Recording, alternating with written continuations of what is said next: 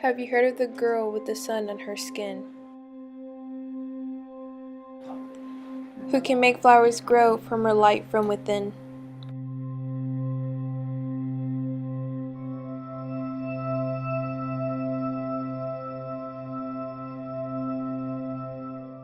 And she runs through the world, leaving life in her wake.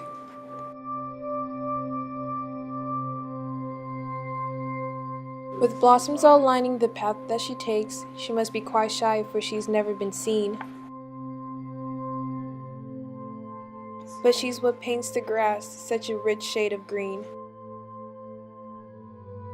I've heard people say that there's dew in her veins,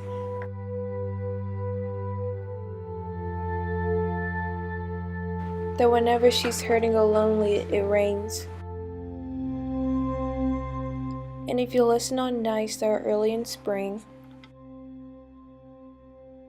you might just hear her voice on the breeze as she sings.